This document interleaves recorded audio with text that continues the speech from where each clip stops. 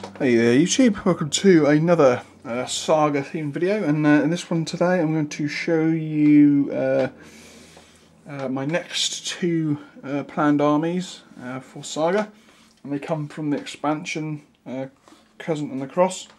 And my first, the first one I'm going to show you is the basic starter set for the Mutawaya, one of the Arabic clans. These guys were my favourite out of all the Arabic clans that you could collect. And this is basically what a 4-point starter box looks like. This one was a little bit more pricey because it's got cavalry in it, but I got it for a really good price. And this is basically your starting block. With Saga, 4 points is really a learning to play Saga type of points total. Sort of the general number that you'll play for sort of like a normal sort of session would be 6 points. And if we look at the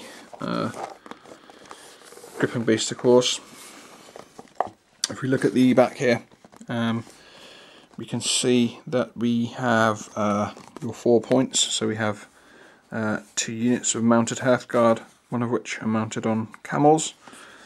We have a unit of foot Hearthguard. I mean, these guys are actually called Fanatics, the Hearthguard. So we have a unit of foot Fanatics. The Warlord is on foot, and so obviously, unlike the Irish, your Warlord can be on foot and you can still have mounted troops. And your unit of warriors here that are actually warriors armed with bows, because the Arabics can actually have warrior bowmen rather than levy. So these guys would actually fire with 8 dice, because there's 8 warriors. And they've actually got compound bows, so they're a little bit better than a normal bow. So that is the basic 4 points that I began with. And now I'm going to show you how I built them up to a 10-point army. And basically, to do that, so we have 4 points. So we basically need 6 points worth of troops to make it up to a 10-point army. And for my the way that the Mutawaya work is that they use a sort of a sacrifice type ability to get special abilities on their battle board. So I decided to make and it's normally the Fanatics that you have to sacrifice. So I decided to make my actual the basis of my army around Hearthguard fanatical units. So basically, to bring this up to towards the 10 points, we have a unit of horse-mounted fanatics, which will give me a total of 2 units of horse-mounted fanatics. And then we have 3 units of foot fanatics or Hearthguard, which is a total of another 4 points, which will bring my army total up to 8 points. So I need 2 more units basically, and I didn't really feel like adding more cavalry, so I decided to add 2 units of foot warriors, or they're actually called, what are they called? Mutawaya Chosen. And these are basically your basic sort of foot warriors. So I have 1 pack of these guys, because again with the Gripping Beast, if I were to buy 2 packs of these, then the chances of both packs being absolutely identical are quite high. So I decided to get 1 pack of those, and actually buy a pack of Blackguard, which are actually part of the Moorish foot troops really. But I thought these guys would look really cool in my Mutawaya army, and I'm basically going to paint them up in sort of black as well, and they can be like the Warlord's elite Hearthguard elite unit of warriors,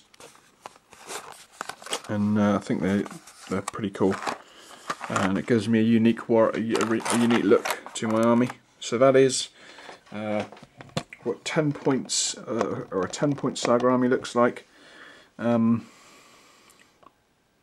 the table. As you can see, it's not actually that much as far as most of the armies go, and price wise you're talking probably around about just over probably the £100 mark probably for all those miniatures, which is actually pretty good value. So that is the Mutawaya.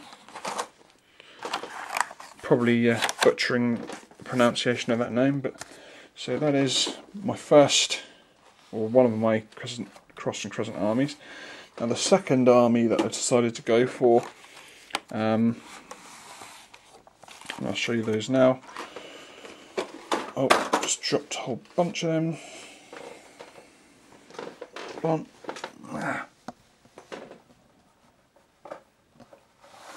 There we go. The second army is,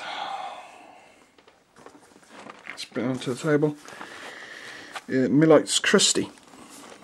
These guys, I really like their colour scheme, and I kind of prefer their more uniformed look compared to the Crusaders, which are the other option. And this is the 4-point Gripping Beast starter set for the Milites Christi, and these guys are very horse heavy as far as units go. So if we turn the box around to have a look at the back, so here is the 4 points of Milites Christi that you get in the box. You basically get a mounted warlord, you get 2 units of mounted Hearthguard, you get a unit of foot warriors or foot sergeants, and you also get a unit of crossbowmen. So that makes up the basic 4 points. Now to add to that 4 points to turn to 10 points, I decided to, again, I didn't particularly want to make them all mounted, so I decided to do a compromise, and we have 2 more units of foot sergeants, and these are Gripping Beast, and they are absolutely identical. But because they're kind of a more uniformed army, it doesn't really matter too much. So we have 2 units of those, so that's 2 more points, and then a third unit, a second unit of crossbowmen. To add a second unit of crossbowmen, you've got to have at least another 2 units of Hearthguard. So we basically have a unit of crossbowmen there, so that's another point. And then finally, to finish off the last 3 points, again, I wanted some uniqueness to my army, so I decided to get this box set here, which are actually a special unit that you can use in place. You basically have to buy 2 units worth of Hearthguard, and you get rid of your warlord, and this replaces them, or is it your warlord and 1 unit of Hearthguard, something like that. I can't remember the exact special rules, but I didn't want this particular band in my army, so but I do really love the miniatures of these guys, so I basically brought this box set, and I'm going to basically turn them into 2 units of normal Hearthguard. So this box counts as 2 Hearthguard, which allows me to buy the second unit of crossbowmen. So that basically leaves 1 more point, and to fill in that point, I kind of decided to, although I don't particularly want to paint more horses, I wanted a unit of foot sergeants, or mounted sergeants, which is basically the equivalent of foot sergeants but mounted, and these guys are basically those, which are basically a unit of warriors but mounted. So basically they're eight Millite Christie's mounted sergeants, and that is the 10 points of Millite Christie. So you can see these guys were, again, roughly the same sort of price as the Mutawala, you know, but a little bit more expensive because of the extra mounted units there.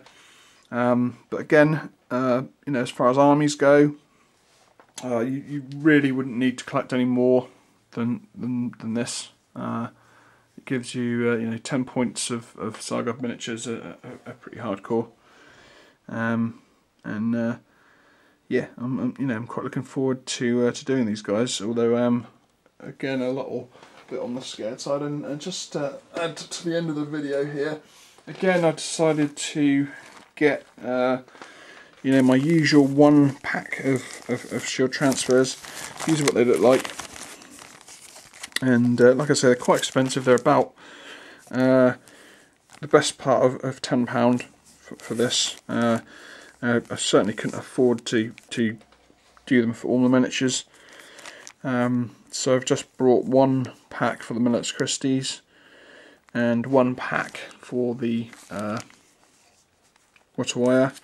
And the Mutawaya ones are actually really handy because obviously these shield designs, Arabic writing is quite hard to do, and it would be quite cool to you know, to have more of my troops using these. But you know, they're basically way out of my budget if I were to add, you know, every single unit to have shield transfers. So again, I've just kept with my rule of 1 pack per faction, and they'll definitely get used. Again, I'll probably use them on the actual sort of fanatics and Hearthguard. Okay, and that's the end of this video. I hope you found it quite interesting. To give you an insight into what 10-point armies look like for Saga, and how easy it is to actually you know, kind of get into Saga. It's you know, you can basically get into Saga for you can probably, if you had £100 and you wanted to get into Saga, you could get the rule book. You could get a either a 6-point Viking army, or a 4-point normal army, and add a couple of units to it to make it 6 points, and you probably still have change. It's not, you know, as far as games go, it's pretty easy to get into, and the rules are pretty simple, and it's good fun to play. Obviously, you'd need to eventually get around to getting yourself some faction dice, but you know, there are ways around that. So yeah, until you know, my next video. I'm not 100% sure what that will be. Probably Italian paratroopers, because I've got my last batch to do. Until then, I will catch you later.